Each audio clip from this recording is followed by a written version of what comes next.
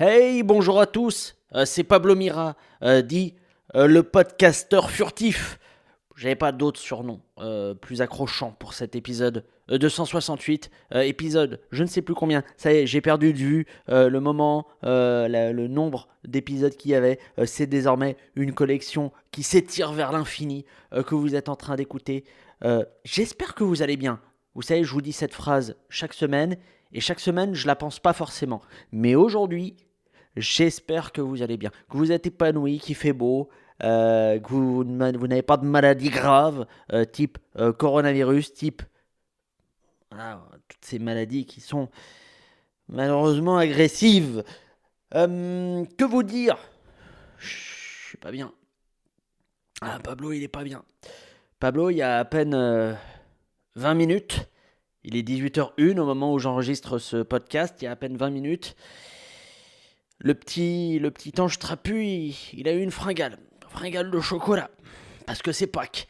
Donc il y a forcément du chocolat dans la maison. Enfin, il y en avait, puisqu'évidemment, étant un drogué de tout ce qui est sucrerie, mon cerveau m'a dit mange tout le sucre que tu peux. Peut-être que le monde va tourner à l'apocalypse d'ici 24 heures, donc il faut que tu engranges un maximum de calories dans ton corps. Non, pas qu'on n'est pas bien. Pas qu'on n'est pas bien les amis, pourquoi?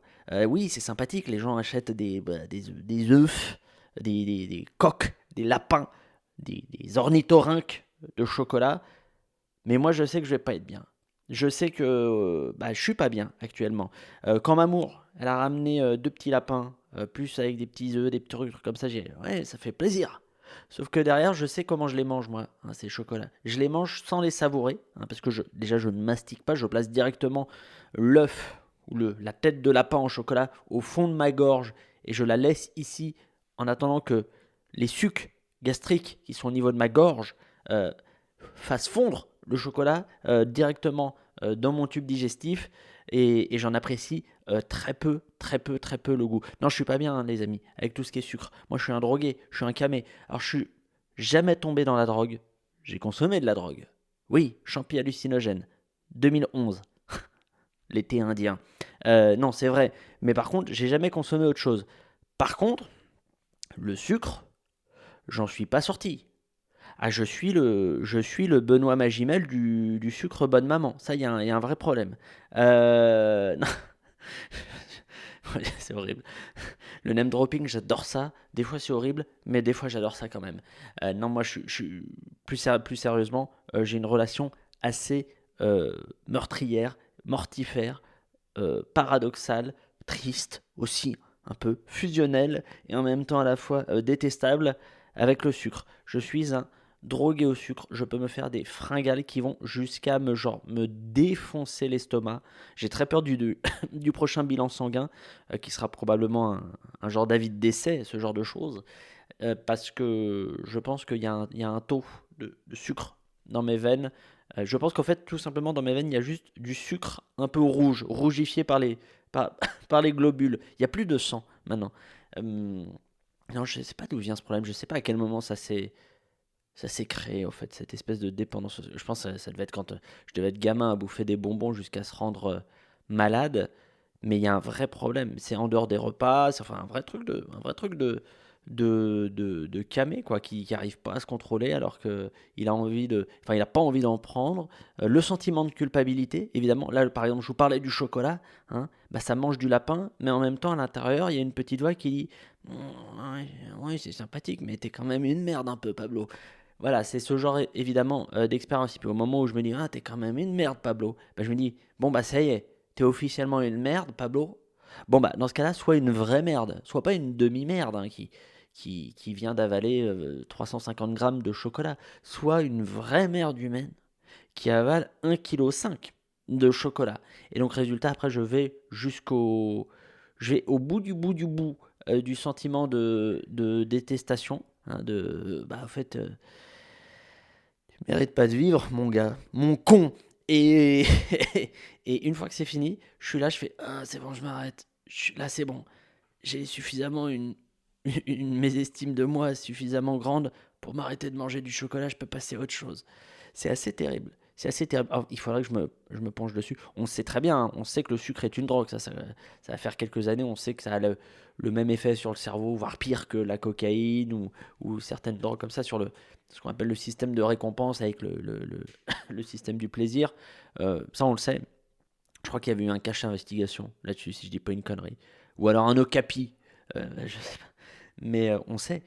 Alors, c'est pas tout de suite, hein, ce sera dans 40 ans que les industriels du sucre passeront devant une commission parlementaire en disant ah non, on n'était pas au courant. On n'était pas au courant que ça tuait au fait le cerveau et ça rendait les gens aussi malheureux parce que ça leur faisait mal au fait. Oui, oui, alors c'est vrai qu'on a 17 000 pages qui disent qu'on savait, mais en fait on savait pas. Parce que les pages, au fait, on les avait pas lues. Parce qu'en fait, personne ne sait lire chez Candy, au fait. Bah, c'est que des analphabètes. On les récupère en sortie de BEP électrotechnique. Personne ne sait lire. On aurait su lire. Bien sûr qu'on aurait arrêté de commercialiser et de fabriquer du sucre. J'ai hâte d'arriver à ce jour-là. Alors attention, je ne dis pas que tout est de la faute des industriels du sucre. Ce sont évidemment les fils du démon, mais j'ai ma part de responsabilité dans mon propre malheur, hein. Il faut que j'apprenne aussi à me dépasser, hein, ou à résister à la pulsion. Sinon, tout est de la faute du monde extérieur. Bon, bah, qui pense comme ça, hein? Oui, tout le monde, vous allez me dire. Mais moi, j'ai pas forcément envie de penser comme ça. J'ai envie de prendre ma part de responsabilité. Mais si après les industriels du sucre pouvaient genre arrêter de vivre, d'exister, moi, ça me faciliterait ma tâche, dans ma responsabilité, d'arriver à me dépasser pour être quelqu'un d'heureux, quoi. Parce que là, pour l'instant, je n'arrive pas à ne pas aimer le sucre. J'aimerais ne pas aimer le sucre. Mais ça fait quand même partie des meilleures choses de la vie. En tout cas, le cerveau, il me dit que c'est l'une des meilleures choses de la vie. Moi, j'ai de la confiture de banane dans le frigo. Je sais pas si ça vous intéresse, ce genre d'anecdote. On est à 7 minutes de podcast. Euh, j'ai de la confiture de banane. Il est évident que c'est bien meilleur que du tofu choyeux pour le goût, pour le cerveau. Voilà. Alors qu'est-ce que je fais? Vu que j'ai les deux, eh ben je mets de la confiture de banane sur du tofu soyeux. Et ça crée directement des trous dans mon estomac, comme ça. Et résultat, après, je saigne de la bouche quand je tousse. Bon, passons à autre chose. Passons à autre chose. Je voulais vous parler d'un autre sujet, hein, parce que si j'arrive pas à... Petite transition. Si j'arrive pas à prendre soin de mon corps, j'arrive quand même à prendre soin de mon esprit, les amis. Je me suis remis à lire. Alors, j'ai toujours un peu lu en fond, hein. Il y a toujours un petit bouquin, un petit essai qui traîne. Je dis un essai parce que je ne lis quasiment, je dis bien quasiment, aucun, aucun roman. Les romans sont pour moi la forme la plus inutile de littérature. Alors, j'adore la poésie. Je lis de la poésie. Je lis des essais. Mais je ne lis pas de romans. Romans et nouvelles. Les deux, charter. Euh, non, je sais pas, les romans, je ne sais pas pourquoi. J'ai l'impression de perdre mon temps à lire des romans. Je me dis, ah, mais en fait, je lis des histoires qui n'existent pas. Pourquoi je perds mon temps à lire des histoires qui n'existent pas? Ça m'aide à quoi dans mon quotidien? Ce qui est absolument débile comme argument, puisque quand je regarde une série Netflix, je regarde des histoires, évidemment, de gens qui n'existent pas. Et puis ça ne m'aide absolument pas dans mon quotidien, à part pour l'aspect divertissement pur. Mais après, voilà, les séries, il y a des images, il y a du son, il y a des acteurs, il y a du maquillage, il y a une lumière, il y a des effets spéciaux, il y a des dinosaures.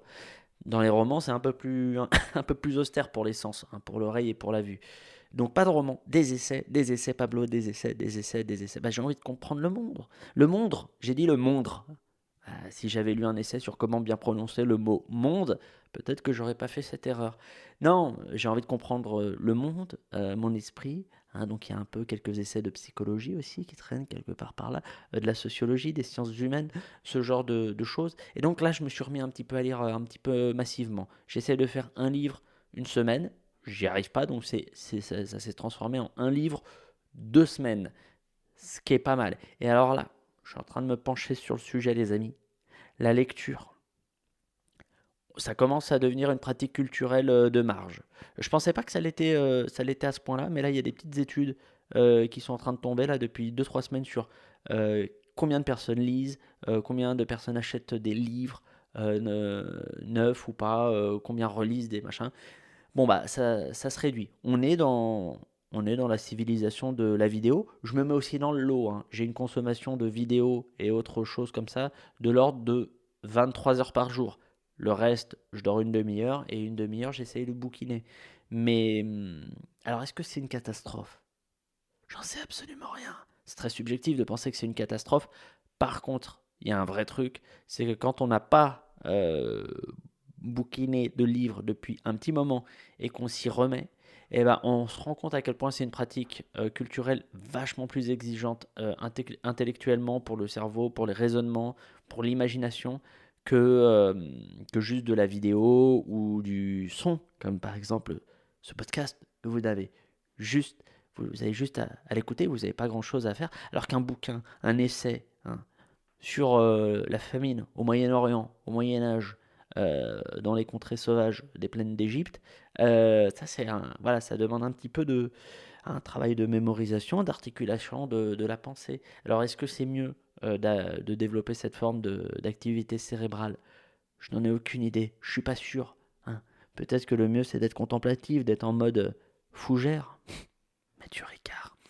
Bref, tout ça pour vous dire que je lis un peu plus. Et alors, ce que j'essaye de faire maintenant, hein, parce qu'il y a une petite partie de gauche en moi, hein, je suis de gauche à hauteur de 57%. J'ai calculé, j'ai fait un test ADN, j'ai mis de la salive sur un coton-tige, je l'ai envoyé à la France Insoumise et ils m'ont dit que j'avais 57% d'ADN de gauche. Et bah, on a résilié le profil Amazon. Parce qu'Amazon, c'est quand même. Voilà, c'est le Satan du capitalisme. C'est en train de détruire des emplois. D'un point de vue managérial, on est quand même sur un truc pas très Charlie. Donc on a arrêté Amazon et on s'est dit on va aller en librairie maintenant. On va en local. On va pas se rabattre sur la Fnac. On va pas commander en ligne sur la Fnac pour se faire livrer en bas de chez soi là en 24 heures par l'équivalent français d'Amazon. Non, on va aller en librairie. On va regarder les livres qu'il y a dans la librairie. On va en commander à son libraire. Eh ben, je le fais depuis un mois. Et laissez-moi vous dire que c'est incroyablement chiant. C'est extrêmement chiant de revenir à un mode de consommation, en tout cas pour le bouquin, à l'ancienne. C'est extrêmement chiant. Pénalisant en termes de temps, en termes de énergie, en termes de... tout est moins bien quand on va commander un livre en librairie. Alors bien sûr, on entretient le local, on détruit pas des emplois, on donne pas de l'argent à Jeff Bezos hein, pour qu'il puisse se racheter une autre tondeuse pour les veuches pour avoir un gros crâne chauve bien lisse, mais c'est extrêmement chiant. C'est pour ça qu'Amazon a explosé, c'est qu'ils ont quand même apporté je vais dire un service incroyablement plus performant que Thierry de la librairie du Colibri qui met 7 ans pour avoir un bouquin. Tous les bouquins que j'ai commandés chez Thierry, bon bah Amazon il me les apportait directement dans mon lit comme ça en 24 heures. Mais ça apprend la patience. Et puis ça apprend à bien choisir ses bouquins aussi. Voilà, c'est la petite leçon. Mais en tout cas, c'est extrêmement chiant d'aller en librairie. C'est pour ça que je pense que les librairies vont mourir à terme parce qu'Amazon propose tout simplement une façon de consommer avec beaucoup moins d'efforts à produire. Et ça, l'être humain, dès qu'il y a moins d'efforts à faire, il aime. Son cerveau lui dit, bah vas-y, c'est ça qu'il faut faire. Arrête de faire 400 mètres pour aller chercher un bouquin de Rilke. T'es trop con. Donc voilà, continuons à consommer des livres en librairie jusqu'à ce que celle-ci décède d'ici 2 semaines, à force de ne s'être pas adaptée au marché. C'est la morale feel good de ce sujet sur les livres. Alors quel livre? Vous allez me dire. Vous allez me dire, Pablo, quel livre? Et puis vous allez me dire, Pablo, on entend beaucoup tes bruits de bouche. Une fois de plus. Quel livre? Le Sigil amer. Sigil amer, j'ai lu cette semaine. Sigil amer de Cynthia Fleury. Cynthia Fleury, si je dis pas de bêtises, psychanalyste. J'ai bien dit psychanalyste. J'ai pas dit psychanalyste. C'est deux métiers différents, psychanalyste. Philosophe, qui c'est donc, vous aurez compris avec le titre du bouquin, hein, qui s'est intéressé à la notion de ressentiment, d'amertume, d'aigreur, ce genre de choses. Bon, en tout cas, c'est le ressentiment, la notion principale. C'est très bien, très bon bouquin. Petit choc parce que le Pablo, dès la 3e page, il a vu qu'il y avait des choses que Cynthia elle évoquait et qu'il ressentait au quotidien. Et là, je me suis dit, Pablo, attends, est-ce qu'au fait, en plus d'être une merde humaine parce que t'es incapable de pas manger du chocolat à foison, Est-ce que tu serais pas aussi une merde parce que tu serais pas rongé par le ressentiment par hasard? Et je crois, les amis, c'est le moment de faire le bilan. Calmement, sommairement. Jackie, Benji, vous êtes là, j'espère, vous m'écoutez. 35 ans. Je crois qu'il est temps de reconnaître que je suis composé à 90% de sucre et à 10% de ressentiment. C'est comme ça. C'est mon moteur, je le dis. Il n'y a pas beaucoup d'humoristes qui le disent. Alors est-ce que c'est parce qu'ils ne sont pas rongés par le ressentiment ou parce qu'ils n'osent pas le dire? J'aurais tendance à dire un peu des deux. En tout cas, moi j'ai l'impression, les amis, qu'il y a une belle dose de ressentiment à l'intérieur de mon petit cœur ibérique. Et depuis un petit moment, alors le ressentiment c'est quoi? C'est tout simplement un genre de colère euh, viciée, plus ou moins vague, qui macère comme ça dans le temps, euh, et qui se base sur un sentiment d'envie, de jalousie, de sentiment d'injustice, le sentiment d'avoir été spolié, de ne pas avoir vu ses droits au sens large, hein, pas au droit au sens juridique, mais même un droit psychologique euh, nié et non réalisé. Et je crois que c'est un peu mon cas. Je crois que ça a toujours été un peu là, en vrai, aussi longtemps que je regarde dans mon passé. Je me dis qu'il y a toujours eu un petit peu de, de ressentiment quand j'étais même quand j'étais gamin, en fait. Mais ça, c'est des conneries de trucs d'attention, quoi. On a envie d'avoir l'attention des autres pour être en sécurité psychologique. Voilà, là, on rentre vraiment dans la psychologie, les amis, hein. Si vous vouliez un podcast sur les pâtisseries, c'est pas ici. Non, vraiment, je crois que ça a commencé. Là, j'ai un souvenir qui me vient pendant que je vous en parle. J'y avais pas prévu. Julie Florent, classe de 5e. J'étais amoureux. Elle m'aimait pas. Elle me l'a dit. Ça m'a fait mal. Et après, elle s'est mise avec un mec qui s'appelait Franck. Et ben, je comprenais pas. Je me disais, pourquoi Franck, il a l'attention de Julie, alors que je suis, je suis un peu drôle quand même.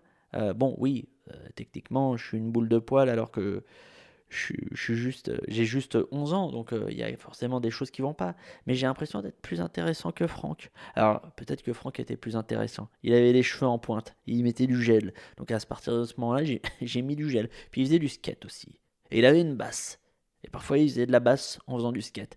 Voilà, bon, ça c'est des histoires de chagrin à l'école, j'ai envie de vous dire.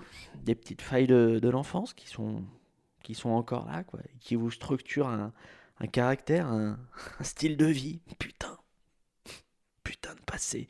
Euh, non, mais après, je pense que ça devait vraiment s'ancrer avant ce truc-là. Là, je vous raconte ce truc-là de manière triviale, mais je pense que c'est des choses encore plus ancrées, encore plus avant. Je pense que ça se joue dans les 2 premières minutes qui suivent la venue au monde. Je pense que tu sors du vagin, comme ça, de l'utérus, et ce qui se passe dans ces 2 minutes après la claque sur les fesses, tu les imprimes pour toute ta vie et ça donne ce que tu es aujourd'hui. Mais, euh, mais quant au ressentiment, hein, je me suis dit heureusement, et c'est un peu l'un des propos de Cynthia Fleury, j'ai dit heureusement que des fois j'arrive à le transformer en blague, un peu comme je suis en train de faire là, quoi, que de dire ce qui se passe à l'intérieur de soi, sur des trucs parfois des zones de tension, et de le dire en faisant des vannes, et je me dis heureusement que je fais ça. Sinon, ce serait une catastrophe psychologique. Déjà que des fois, je suis pas super bien. Je me sens un peu barbouillé psychologiquement à cause du ressentiment. Mais alors, si je n'avais pas cette zone de sublimation, de transformation, le mot est là, les mots sont lâchés. Je pense que vraiment, je pèterais un câble. Je pense que j'irais dans des clubs où on s'habille en cuir et où on se fait fouetter avec des portes en sang. Non, heureusement que j'ai ce truc-là qui permet de détendre, d'expulser, d'exprimer un petit peu ce qu'on a à l'intérieur de soi et puis à des gens qui vous écoutent. Hein, vous m'écoutez, vous êtes là pendant que vous gardez les bouts de chou parce que les écoles sont fermées. Putain, Macron, il nous a bien eu. Euh, Bref, mais en tout cas, quant au ressentiment, puisque j'adore dire quant au ressentiment, je suis un peu partagé, pour tout vous dire à propos de ce truc-là, puisque c'est un genre quand même de gros boulet psychologique, espèce de schéma répétitif, puis qui est pas agréable, et en même temps, c'est quand même une très très bonne énergie pour mobiliser l'esprit, voir les choses, développer l'esprit critique, parce que quand on est dans le ressenti, l'aigreur, on a, on a quand même, on a quand même l'esprit affûté sur les défauts, les manquements, les excès qui peuvent exister j'allais dire dans un monde extérieur. Exemple Émile Sioran, petit philosophe roumain, expatrié en France, petit génie de l'amertume et du ressentiment, qui a un esprit quand même affûté de ouf. Et donc je suis partagé parce que je me dis, si j'ai plus de ressentiment, bon bah c'est bien, c'est de la joie de vivre, les aliments ont plus le même goût, c'est comme si j'avais arrêté de fumer, quoi. Mais en même temps, bon bah j'aurais peut-être un peu moins d'inspiration. J'ai un peu peur, hein, j'ai un peu peur du manque d'inspiration en cas d'absence de ressentiment, même si j'ai conscience que plein de choses qui m'inspirent ne sont pas de l'ordre enfin ne prennent pas appui sur le ressentiment. Hein, je fais la part des choses, je suis quelqu'un de nuancé, vous me connaissez, j'aime la pensée complexe. Hein, on n'est pas dans la pensée manichéenne, on n'est pas chez Baba ici. Bref, peu importe. Je voulais vous parler de quoi? Ah bah tiens, un truc qui a un lien avec le ressentiment. Les gens en retard. On m'a mis une douille, hein, ce qu'on appelle un lapin dans les années 90. On m'a mis une petite douille cette semaine, sans malveillance. Hein. C'est juste quelqu'un qui n'est pas arrivé au rendez-vous qu'on avait. Et, euh, et ça arrive. Et il y a un truc qui, moi, me génère une quantité assez folle, astronomique de ressentiment en un temps record, c'est les gens en retard. Les gens en retard, pour moi, c'est... je pourrais me transformer en personne à caractère nazi avec les gens en retard. Alors je travaille dessus. Et il y a du progrès. Je dois reconnaître que émotionnellement, je réagis pas du tout de la même façon aux gens en retard qu'avant. Il y a encore 3 ans, 4 ans, une personne en retard, j'avais une grosse veine d'énervement sur le front. Je serrais le poing comme ça et je mettais des low kicks dans un lampadaire. Mais j'ai travaillé là-dessus. Alors pourquoi je m'énerve face aux gens qui sont en retard? Tout simplement parce que je le vis, les amis, comme un manque de respect, alors que ce n'en est pas forcément. Hein, c'est pas forcément un manque de respect dans l'absolu. La personne qui est en retard, bon, alors, je laisse de côté évidemment les gens qui sont en retard parce que par exemple, il y a un attentat, ils se sont fait agresser, le train a déraillé et ils sont dans un wagon-bar qui est renversé le long de la voie ferrée. Je mets je mets de côté ce cas-là. Je parle juste des gens qui sont en retard parce qu'ils gèrent mal leur emploi du temps ou parce que le retard n'est pas important pour eux. Et ben, ces cas-là, moi, je vis comme un manque de respect. Je me dis, moi, je suis à l'heure. Moi, je suis à l'heure, les gars. Hein. Voilà, vous parlez. Bienvenue. Bienvenue chez Pablo et Fils, maison de ponctualité depuis 1843. Chez les Mira, on est à l'heure. On m'a toujours dit, être à l'heure, c'est déjà être en retard. Et ça, vous voyez, je le dirai à mon gosse quand il viendra pas au monde parce que je veux pas d'enfant. C'est pour vérifier que vous suiviez un petit peu les épisodes de 168. Non, mais on m'a toujours dit ça, et donc j'ai toujours à cœur d'être à l'heure. Et puis j'ai quand même fait pas mal de boulot, même sur la partie comique, humour, humoriste et tout ça. J'ai toujours fait des métiers qui nécessitent quand même d'être extrêmement à l'heure. Quand tu es en direct à la télé ou à la radio, tu ne peux pas arriver en retard. Le théâtre, c'est un peu pareil. Tu peux mettre un quart d'heure de politesse, mais il faut que tu sois prêt quand même à 20h30. Alors, tu peux ne pas l'être, mais moi, je considère que c'est un manque de politesse si t'es pas à l'heure pour ton public. Mais j'ai toujours aimé les boulots où il fallait être à l'heure. Et là, vous voyez, ce podcast-là, c'est tout con. Mais c'est encore un truc qui exprime ce penchant-là, cette tendance-là.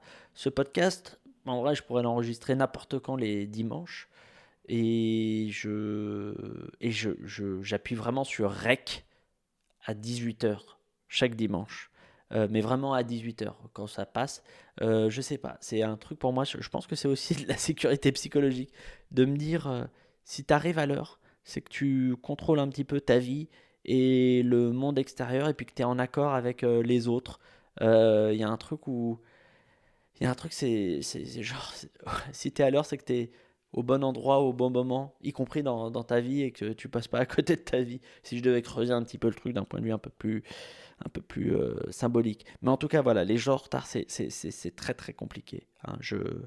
Moi, je me dis, attends, ils pourraient être en retard, ils pourraient être à l'heure, pardon.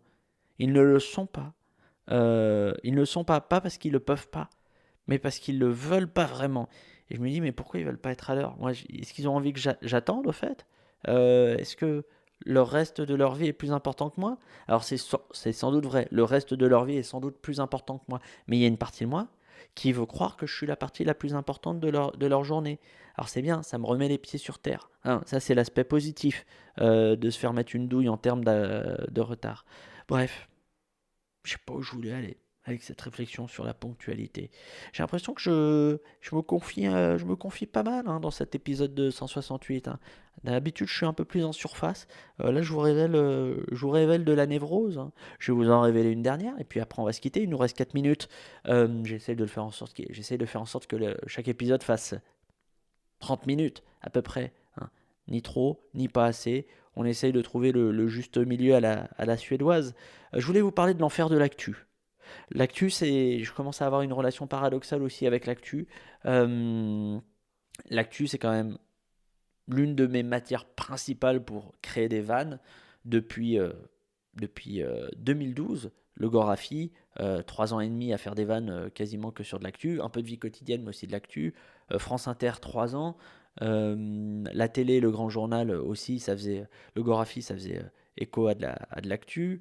Quotidien, pareil, même s'il y avait une séquence sur la vie quotidienne. Cette saison, un peu moins, parce que les épisodes de 1, 2, 2 racontent des histoires, peu importe où elles sont. Alors, elles peuvent être dans l'actu, hein, genre le Covid, les gilets jaunes, des élections, Trump, ce genre de choses, mais un peu moins. D'ailleurs, je suis très content de faire quelque chose qui soit pas de l'actu pure, mais je crois, les amis, que l'actu, c'est comment le dire simplement, le sida des médias. Je pense que tout n'est pas acheté dans les médias, tout n'est pas à prendre non plus, mais dans la pire partie des médias, je crois qu'il y a l'actu. Et surtout ce que c'en est devenu, pour 2 raisons.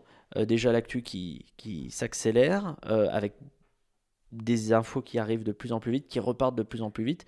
Merci les chaînes d'infos en continu, ça fait vraiment plaisir ce que vous apportez à la société. On vit tellement mieux depuis que vous êtes arrivé dans le paysage culturel et médiatique français. Merci à vous, CNews, BFM, LCI et France Info TV. Euh, la faute aussi, évidemment, à la forme du, du débat, puisqu'il y a de plus en plus d'émissions de débat. CNews étant une chaîne de débat, BFM aussi. Dans les radios aussi, il y a de plus en plus de débats. Euh, Évidemment, la faute aussi au ton un peu polémique, où on parle surtout, des sujets sur lesquels les gens sont en désaccord, en dissension, et puis on donne la parole à des gens qui se détestent, au fait, parce qu'ils pensent pas pareil. Donc c'est un enfer.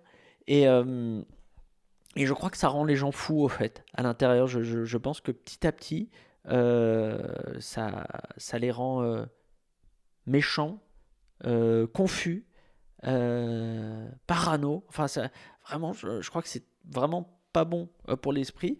Les débats que ça lance, ça les fait absolument pas avancer.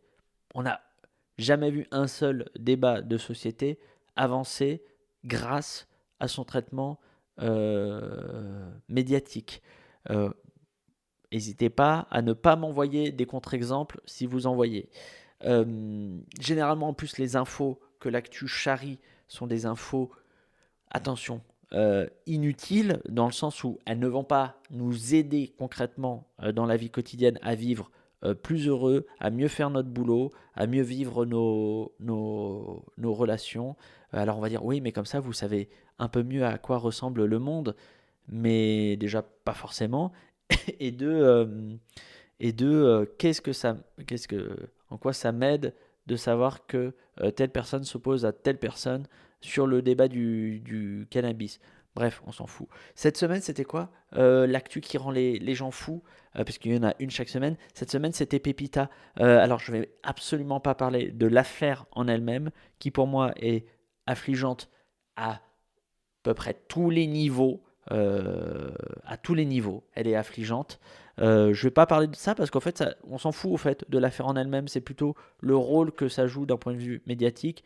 Et la semaine prochaine, enfin cette semaine, puisque le podcast est sorti lundi, ce sera autre chose. On va voir. Un coup, c'est Duhamel. Un coup, c'est Richard Berry. Un coup, c'est Pepita. Un coup, c'est Yuri. Un coup, c'est autre chose. Et on verra sur quoi les gens vont devenir fous cette semaine. Mais je reconnais que c'est extrêmement dur de se sevrer de l'actu. On prend l'habitude. Bah déjà, il y avait les JT à l'ancienne et tout. Et puis, même aujourd'hui sur Internet, il y a énormément de trucs d'infos euh, qui sont proposés. Combini, Brut, Loopsider, Agi+, bref, Le Monde, Le Figaro, tout ce que tu veux.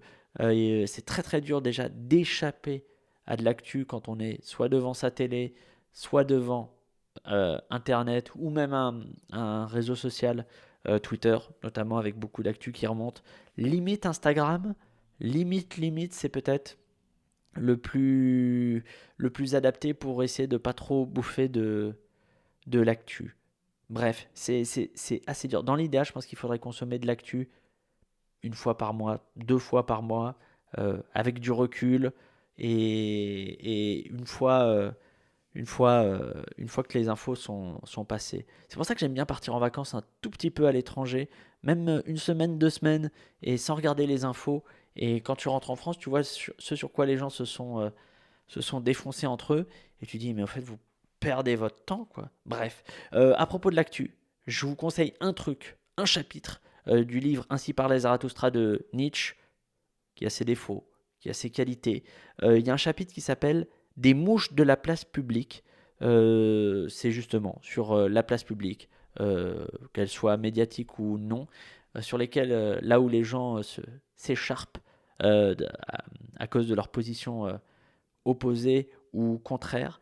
Lisez le chapitre des mouches de la place publique. Je sais qu'il y a une version lue des mouches de la place publique qui a été lue par Michael Lonsdal, si je ne dis pas de bêtises. Elle est sur YouTube.